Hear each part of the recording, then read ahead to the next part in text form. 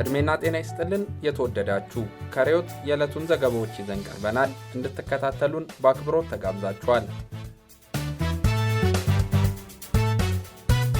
በትግራይ ሴቶች ሆን ተብሎ በኤችአይቪ እንዲጠቁ ይደረጋል ሲል የብሪታንያው ዕውቅ ጋዜጣ ዘ ቴሌግራፍ ዘግቧል።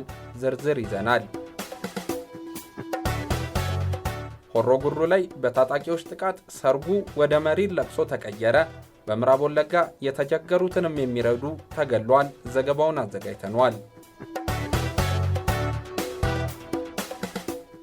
የተባበሩት አረብ ኤምሬት በአወዛጋቢዎቹ የኢትዮ ሱዳን የድንበር መሬቶች ላይ ኢንቨስትመንት ለመጀመር ሐሳብ አቅርባለች።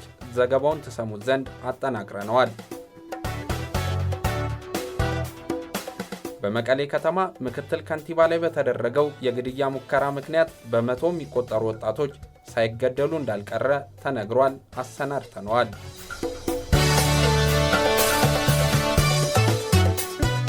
በትግራዩ ጦርነት የኤርትራ ጦር ከባድ ኪሳራ እንደደረሰበት ተጠቆመ። በዘገባችን የተካተተ ሌላኛው ጉዳይ ነው። እነኝንና ሌሎች ጥንቅሮችን ይዘናል። ታዲያ ይህን ቪዲዮ ላይክ፣ ቻናላችንን ደግሞ ሰብስክራይብ ማድረግ አትርሱ።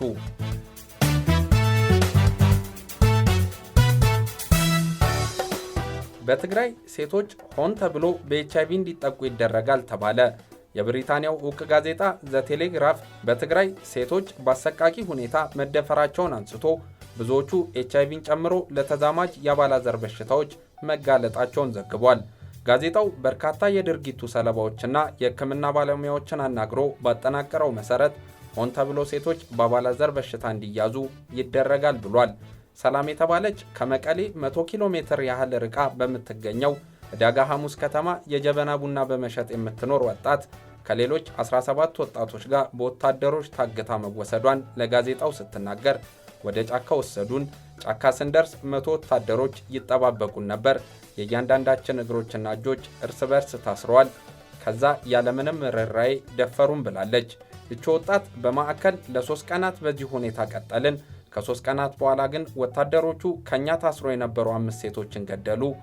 በቁስላችን ላይ አረቄ ያፈሱብን ነበር፣ በላያችን ላይ ይጨፍሩብናል በማለት በጫካ ውስጥ ታግተው በነበሩበት ጊዜ ያጋጠማትን አስረድታለች። ወጣት ሰላም በኤርትራ ወታደሮች በተደጋጋሚ ተደፍራለች የሚለው የጋዜጣው ዘገባ ከመጀመሪያው ቀን ጥቃት በኋላ ወደ ሆስፒታል ሂዳ የወሊድ መከላከያ እንክብሎችን እና ከኤችአይቪ ጋር የተገናኙ መድኃኒቶችን ገዝታ ስትመለስ ወታደሮች ለምን ይህን ትገዣለሽ? እንድትታመሚ እንፈልጋለን። ለዚህም ስንል ነው እኛ ወደዚህ የመጣ ነው። አንቺን የኤችአይቪ ታማሚ ለማድረግ ነው የመጣ ነው እንዳሏት ተናግራለች። በትግራይ በዚሁ ጾታዊ ጥቃት ሳቢያ የነፍሰ ጡር ሴቶች ቁጥር አሻቅቧል። ጋዜጣው ያነጋገራት ሌላኛዋ ተጎጂ የ20 ዓመት ወጣቷ ሜላት የውቅሮ ከተማ ነዋሪ ስትሆን የኢትዮጵያ ጦር ወታደሮች እንዴት እንደደፈሯት ትናገራለች። 5 ወታደሮች እኔን ለመድፈር ወደ መኖሪያ ቤታችን ሲመጡ ዳና የተባለው ወንድሜ እኔን ከወታደሮቹ ለመከላከል ተነሳ። በሕይወት ቁሜ እህቴን እንድትደፍሩ አልፈቅድላችሁም አላቸውም። ይሁንና ወንድሜን ጭንቅላቱን በጥይት መትተው ገደሉት። ከዛ ወንድሜ በተገደለበት ስፍራ ከወንድሜ አስክሬን አጠገብ ደፈሩኝ ብላለች። አሁን ላይ ሜላት እንደ ሌሎቹ የትግራይ ሴቶች ነፍሰ ጡር ሆናለች። በዚህ ጉዳይ ላይ አስተያየት እንዲሰጡ በጋዜጣው የተጠየቁት የጠቅላይ ሚኒስትሩ ቃል አቀባይ ቢለኔ ስዩም ጠቅላይ ሚኒስትሩ ስላስገድዶ መድፈር ወንጀል በበቂ ሁኔታ ፓርላማው ላይ ተናግረዋል ያሉ ሲሆን መንግስት ማንኛውንም ጾታዊ ትንኮሳ አያበረታታምም ብለዋል። ነገር ግን ጠቅላይ ሚኒስትሩ በግልጽ ሳይሆን በተድበሰበሰ አኳኋን ስለዚህ ጉዳይ ለፓርላማው መናገራቸውን የተለያዩ ወገኖች ይናገራሉ። የሴቶች መደፈርን የሚያጣጥል ንግግር ማሰማታቸውን በመጠቆም ጭምር። ሌላው በጋዜጣው አስተያየታቸውን የተጠየቁት የኤርትራው የማስታወቂያ ሚኒስተር አቶ የማነ ገብረ መስቀል የሚያሳዝንና የሚያሳፍር ነገር ነው ካሉ በኋላ ህወሓት በጦርነቱ ወቅት የፈጸመውን ወንጀል ለመደበቅ የፈጠረው ውሸት ነው፣ ከባህላችንና ህግጋት የራቀ ክስ ነው የሚቀርብብን፣ ባስገድዶ መድፈር የተሳተፈ አንድም የኤርትራ ወታደር የለም በማለት በኤርትራ ወታደሮች ላይ የሚቀርበውን ክስ አስተባብሏል። የጊዜ አስተዳደሩ ባለስልጣን የሆነው ፖለቲከኛ አብርሃ ደስታ በትግራይ እየተፈጸሙ ስላሉ ጾታዊ ትንኮሳዎች ምልከታውን እንዲያጋራ በጋዜጣው ቢጠየቅም ፈቃደኛ ሳይሆን ቀርቷል። የትግራዩ ጦርነት ከተጀመረበት ጊዜ አንስቶ በሴቶች ላይ የሚደርሰው ያስገድዶ መድፈርና ተያያዥ ጾታዊ ጥቃቶች መጠንም ለከትም የሌላቸው ስለመሆናቸው በበርካታ የዓለም የመገናኛ አውታሮችና የሰብአዊ መብት ተሟጋች ድርጅቶች በተደጋጋሚ ተገልጧል። የትግራይ ጊዜያዊ አስተዳደር ከ500 በላይ ሴቶች በአዲግራት መቀሌና አክሱም ከተሞች በጥቂት ሳምንታት ውስጥ መደፈራቸውን ተናግሮ ነበር። በመንግስታዊ ሴቶችና ሕፃናት ጉዳይ ሚኒስቴር ስር ተዋቀረ የተባለው አጣሪ ቡድን ግን እስካሁን የምርመራ ውጤቱን ይፋ አላደረገም። ጉዳዩን የሚከታተሉ ሰዎች እንደሚሉት የተዋቀረው ቡድን ለይስሙላ የተቋቋመ እንጂ ምንም ረብ የሌለው ነው ሲሉ ይደመጣሉ።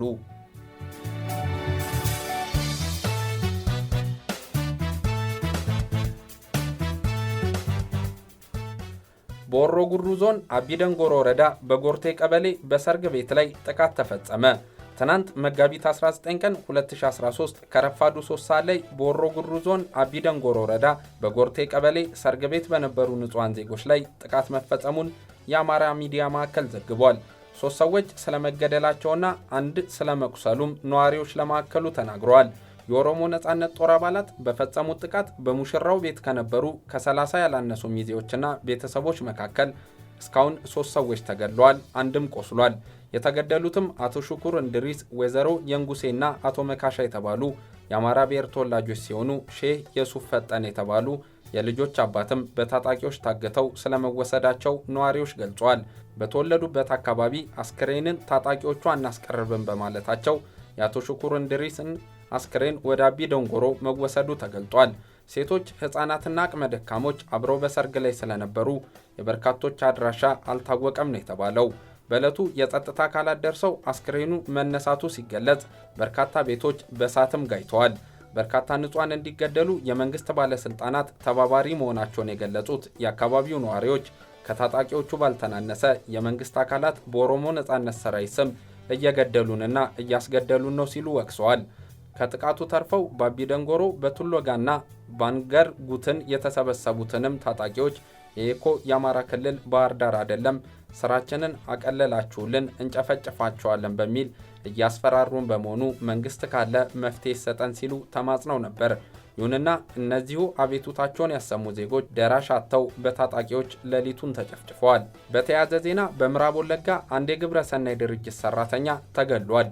ጎል የተሰኘው የአየርላንድ የግብረ ሰናይ ድርጅት አንድ ሰራተኛ በምዕራብ ወለጋ ዞን መገደላቸውን ድርጅቱ ትናንት ባወጣው መግለጫ አስታውቋል። ሰራተኛው የተገደሉት ከትናንት በስቲያ ረቡዕ በአሶሳና ያሶ መካከል በሚገኝ ቦታ መሆኑም ተገልጿል። የግብረ ሰናይ ድርጅቱ በዛሬው መግለጫው እንዳለው ጥቃቱን የፈጸሙት ማንነታቸው ያልታወቀ 12 ታጣቂዎች ናቸው።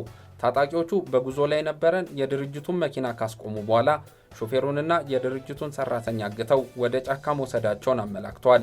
በጥቃት ፈጻሚዎቹ ጥያቄ ከተጠየቁ በኋላ አሽከርካሪው በጥይት ተመቶ ሲገደል የጎል ሰራተኛ ለማምለጥ ችሏል ብሏል። ጎል በመግለጫው ፈታኝ በሆነ አካባቢ ውስጥ የተቸገሩ ተጋላጭ ማህበረሰቦችን ለመርዳት ስራቸውን በሚያከናውኑ የሰብአዊ እርዳታ ሰራተኞች ላይ የተፈጸመውን ይህንን ግድያ አጥብቀን እናወግዛለን። ይህን ጥቃት በትዕግስት ሊታለፍ አይገባም ሲልም ለሟች ቤተሰቦች ሐዘኑን በገለጸበት መግለጫው አውግዟል። ጥቃት የደረሰባቸው ሰራተኞች ወደ ስፍራው የተጓዙት በአካባቢው የሚፈለገውን የሰብአዊ እርዳታ አቅርቦት ሁኔታ ለመገምገም እንደነበር የግብረ ሰናይ ድርጅቱ ጠቁሟል። በኪራይ አገልግሎት ይሰጥ ነበር በተባለው የድርጅቱ ተሽከርካሪ የእርዳታ ድርጅቱ መለዮና የሚለጠፍ ባንዲራ ብሎም የጦር መሳሪያ እንዳልተጫነበት የሚጠቁም ምልክት እንደነበረው ተቋሙ ገልጿል።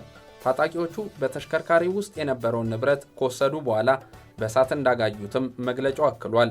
በሰራተኛው ላይ ስለተፈጸመው ጥቃት ተጨማሪ መረጃ እያሰባሰበ እንደሚገኝ የገለጸው የግብረ ሰናይ ድርጅቱ ግድያው በክልሉ የሰብአዊ እርዳታ ሰራተኞች የሚገጥማቸውን አደጋ ያሳያል ብሏል።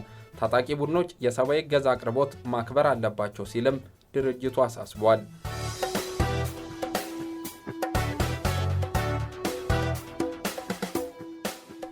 የተባበሩት አረብ ኤምሬት በአወዛጋቢዎቹ የኢትዮ ሱዳን የድንበር መሬቶች ላይ ኢንቨስትመንት ለመጀመር ሐሳብ አቅርባለች።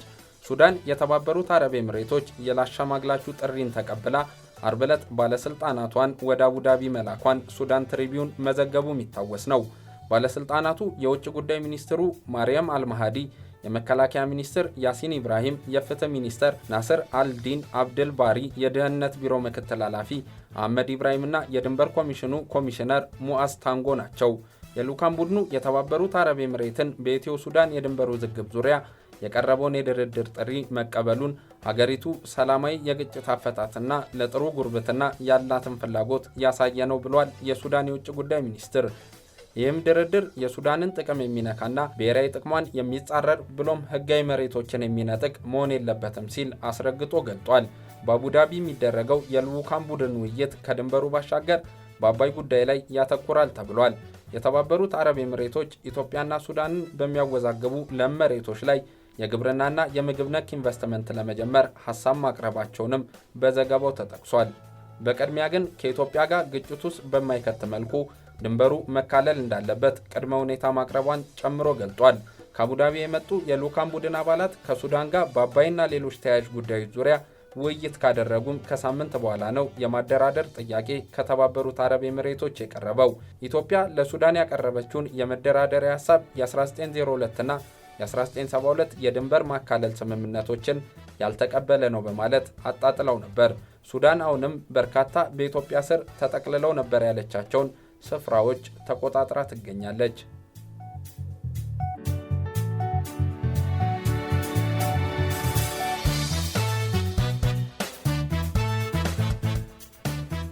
በትግራዩ ጦርነት የኤርትራ ጦር ከባድ ኪሳራ እንደደረሰበት ተጠቆመ።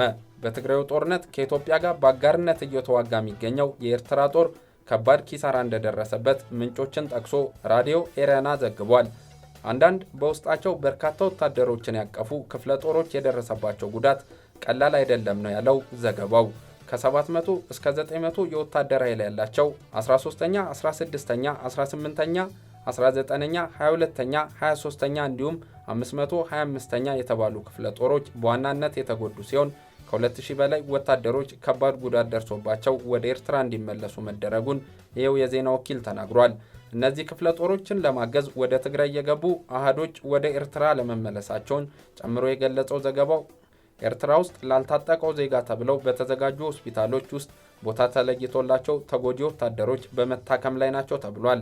በትግራዩ ጦርነት ላይ ተሳትፎ ስለሞቱ ወታደሮች ትክክለኛ አሃዝ እስካሁን ባይገለጽም በቅርቡ 33ኛ ዙር የብሔራዊ አገልግሎት አባላት ወደ ትግራይ በመጓዛቸው ምክንያት የሟቾች ቁጥር ወደ ሺዎች እንደሚጠጋ በጦርነቱ የተሳተፉ ወታደሮች ይናገራሉ። እንደ ራዲዮ ኤረና ምንጭ ከሆነ ሚኒስትሮች ሳይመክሩበት በፕሬዝዳንት ኢሳያስ አፈወርቂ ቀጥተኛ ትዕዛዝ ወደ ትግራዩ ጦርነት በርካታ አዲስ ምልምል ወታደሮች በመጓዝ ላይ ናቸው። ይሁንና ኢትዮጵያ የኤርትራ ወታደሮች ከትግራይ ይወጣሉ ብላ ነበር። በአንጻሩ ኤርትራ በወጣችው ይፋዊ መግለጫ ላይ ግን ወታደሮቿ ወደ ትግራይ ስለመግባታቸውም ሆነ ለመውጣት ስምምነት ስለማድረጓ የገለጸችው ነገር የለም። የኤርትራ ጦር ከትግራይ ይወጣል ከተባለ በኋላ በ37 የጭነት መኪናዎች የተጫኑ የኤርትራ ወታደሮች በአዲግራት በኩል ወደ ትግራይ መግባታቸውን የዓይን እማኞች ገልጸዋል። ከ37 መኪናዎች ውስጥ 25ቱ ዕዳጋ ሐሙስ ላይ ያረፉ ሲሆን ከሌሎች አካባቢ የመጡ የኤርትራ ወታደሮች ከነዚህ ጋር መቀላቀላቸው ታውቋል። በአዲስ አበባ የሚገኘው የሩሲያ ኤምባሲ በፌስቡክ ገጹ ላይ የተወሰኑ የኤርትራ ወታደሮች እንደሚወጡ መግለጹ አነጋጋሪ ሆኗል። ይህም ትግራይ ውስጥ የሚቀሩ ወታደሮች እንደሚኖሩ ያሳያል የሚሉ በርካቶች ናቸው። በተያያዘ ዜና በኤርትራ ዕድሜያቸው ከ16 ዓመት በላይ የሆኑ ታዳጊዎችና ወጣቶች ለውትድርና እየተመለመሉ መሆኑን ምንጮች ገልጸዋል። እነዚህ ምልምል ታዳጊዎችና ወጣቶች በበቂ ሁኔታ ቢሰለጥኑም ባይሰለጥኑም ችግር እንደማይኖረው በኤርትራ መንግስት መነገሩ ሲታወቅ ይህን ጥብቅ ትዕዛዝ ተከትሎ ህዝቡ መደናቀጡን ከኤርትራ መንግስት ተቋሚዎች መገናኛ ብዙሃን የተገኘው መረጃ ያስረዳል። እንደ ምሳሌ በጥር ወር አንድ የ16 ዓመት ታዳጊ በግዳጅ ወደ ባሬንቱ ተወስዶ የ2 ወር ወታደራዊ ስልጠና ከወሰደ በኋላ የት እንደገባ ሳይታወቅ መቆየቱን፣ ይሁንና የታዳጊ በትግራይ ኃይሎች ተማርኮ ከነሙሉ ስሙ በትግራይ ሚዲያዎች ላይ በመቅረቡ ምክንያት ቤተሰቦቹ ታዳጊው ያለበትን ትክክለኛ ስፍራ ለማወቅ ችሏል። ኤርትራ ገደብ በሌለው የብሔራዊ አገልግሎት ምክንያት ወጣቶች ተሰደው የበረሃና የባህር ሲሳይ የሚሆኑባት ሀገር ናት።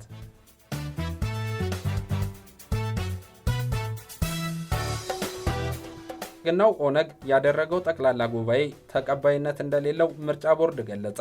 ምርጫ ቦርድ በአራርሶ ቢቂላ ሊቀመንበርነት በቀጀላ መርዳሳ ምክትል ሊቀመንበርነት የሚመራውን ኦነግ አካሄድኩት ያለው ስብሰባ ህጋዊ ተቀባይነት እንደሌለው ዛሬ በይፋዊ የፌስቡክ ገጹ በወጣው መግለጫ አስታውቋል። ቦርዱ አቤቱታዎችና ከሁለቱም ወገን የሚመጡ ማሳወቂያ ደብዳቤዎችን ሲቀበል መቆየቱን በማውሳት ችግሩን ለመፍታት ቡድኖች በተናጠል እንዲሁም የፓርቲውን የሥነ ሥርዓትና የቁጥጥር ኮሚቴ ማነጋገር ያሉትን አስተዳደራዊና ሕጋዊ መንገዶች ሁሉ በመጠቀም መፍትሄዎችን ለመስጠት ጥረት ሲያደርግ እንደነበር ገልጧል። የብልጽግና ኦነግ መጋቢት 7 ቀን 2013 ዓ.ም በጻፈው ደብዳቤ ድርጅቱ መጋቢት 4 2013 ጠቅላላ ጉባኤ በማካሄድ አዲስ የአመራር አባላትን በውስጥ ችግሩ ምክንያት የጠቅላላ ጉባኤ ሳያካሄድ በመቆየቱ የምርጫና የእጩ ምዝገባ ጊዜ አልፎብናል በማለት ቦርዱ የነበረበትን ችግር ግምት ውስጥ በማስገባት የምልክት መረጣና የእጩ ተወዳዳሪዎች ምዝገባ እንዲያደርግ እንዲፈቅድለት ጠቅላላ ጉባኤውንም እንዲያጸድቅለት ቢጠይቅም ጥያቄው ግን ተቀባይነት አለማግኘቱ ተነግሯል። በመሆኑም ቦርዱ የፓርቲውን ሕገ ደንብ በመመርመር ባሳለፈው ውሳኔ መሰረት የተካሄደው ጠቅላላ ጉባኤ ተቀባይነት የለውም፣ በዚህ ጉባኤ የተመረጡ አዳዲስ አመራሮች እንደ ኦነግ አመራሮች መቀበል አልችልም ብሏል ቦርዱ በመግለጫው። በተጨማሪም ምርጫ ውስጥ ለመሳተፍና እጩዎችን ለማቅረብ ያቀረቡትን ጥያቄ አሁን የተመረጠው አመራር ተቀባይነት ካለማግኘቱ ጋር ተያይዞ ቦርዱ ጥያቄውን ማየት እንዳላስፈለገው አስረድቷል።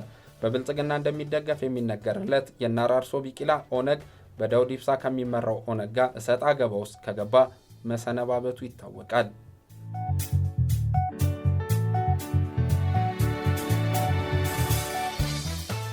በመቀሌ ከተማ ምክትል ከንቲባ ላይ የተደረገው የግድያ ሙከራን ተከትሎ በመቶ የሚቆጠሩ ወጣቶች ሳይገደሉ እንዳልቀረ ተነገረ። ትናንት ከሰዓት የመቀሌ ምክትል ከንቲባ አቶ አታክልቲ ኃይለሥላሴ ላይ የግድያ ሙከራ መደረጉን ተከትሎ በርካታ ወጣቶች በወታደሮች መረሸናቸውን ምንጮች ለሪዮት ገልጸዋል። ምንጮች ጨምረው እንደገለጹት ምክትል ከንቲባው የነበሩበት ምግብ ቤት አካባቢ የእጅ ቦምብ ተወርውሮ አንድ ግለሰብና የከንቲባው ጠባቂን አቁስሏል። ከዚህ ሌላ በምግብ ቤቱ የሚሰራ አንድ ግለሰብ መሞቱም ታውቋል።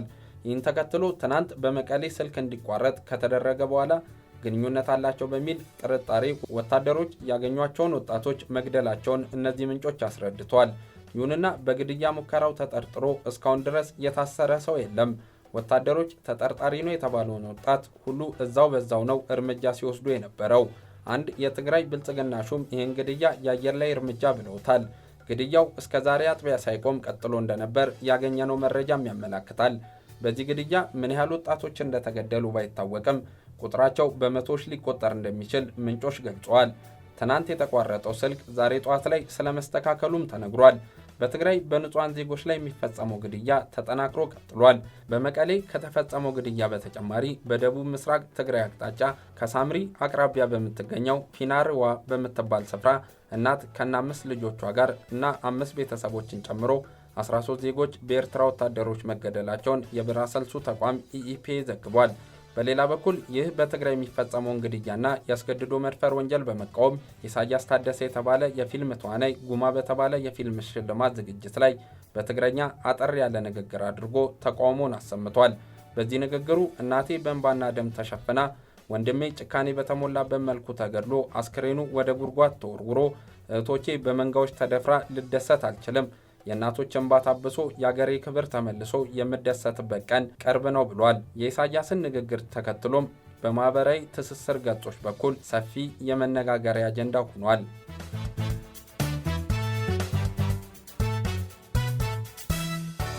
የክልል ፓርቲዎች በሚወዳደሩበት ክልል ሚዲያ ብቻ ቅስቀሳ እንዲያደርጉ መደረጉን በፓርቲዎች ዘንድ ቅሬታን አስነሳ። ክልላዊ ፓርቲዎች በሚወዳደሩበት ክልል ሚዲያ ብቻ ቅስቀሳ እንዲያደርጉ መወሰኑ በፓርቲዎች ዘንድ ቅሬታን አስነስቷል። በክልል ብቻ የሚወዳደሩ ፓርቲዎች በሚወዳደሩበት ክልል የመገናኛ ብዙሃን ብቻ ቅስቀሳ እንዲያደርጉ ትዕዛዝም ተላልፏል። ይህ ትዕዛዝ በክልላቸው ብቻ በሚወዳደሩ ፓርቲዎች ዘንድ ቅሬታን ያስነሳ ሲሆን በፌዴራል ደረጃ ከሚወዳደሩ ፓርቲዎች ጋር ክልላችን ላይ እየተወዳደረን ሳለ እነሱ የኢትዮጵያ ቴሌቪዥንን በመሰሉ የፌዴራል ሚዲያዎች ላይ ቅስቀሳ አድርገው ሲወዳደሩ እኛ በክልላችን በሚገኝ ሚዲያ ብቻ ቅስቀሳ አድርጉ መባሉ ፍትሐዊ አይደለም ብለዋል። ቅሬታቸውን ካቀረቡ ፓርቲዎች መካከል በአዲስ አበባ ብቻ የሚወዳደረው ባልደራስ ለእውነተኛ ዲሞክራሲ ለኢትዮ ኤፍኤም እንደገለጸው በጉዳዩ ላይ ቅሬታ ከማቅረብ ባሻገር መግለጫ እንሰጥበታለን ብሏል። አክሎም እኛ በአዲስ አበባ ብቻ በሚሰራጩ ኤፍኤሞችና አዲስ ቲቪን በመሰሉ ሚዲያዎች ስንገደብ ብልጽግና፣ ኢዜማን የመሳሰሉ በፌዴራል ደረጃ የሚወዳደሩ ፓርቲዎች ግን እንደ ኢትዮጵያ ቴሌቪዥን ባሉ አገር አቀፍ ሚዲያዎችም እኛም በምንወዳደርባቸው ክልል ሚዲያዎችም መወዳደር መቻላቸው ፍትሐዊ አይደለም ሲል ቅሬታውን ተናግሯል።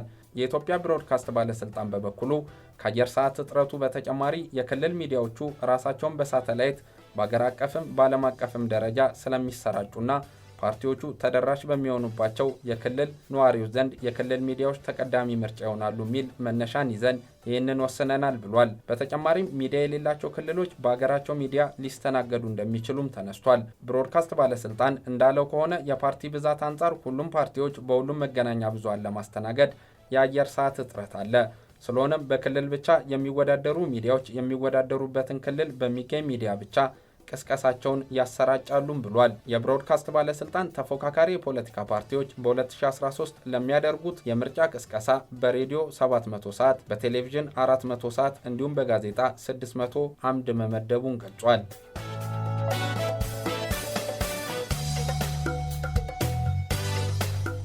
የዛሬ ዘገባዎቻችን እነዚህ ነበሩ። ስለተከታተላችሁን እጅግ አድርገን እያመሰገንን ይህን ቪዲዮ ላይክ፣ የዩቲዩብ ቻናላችንንም ሰብስክራይብ ማድረግ አትርሱ።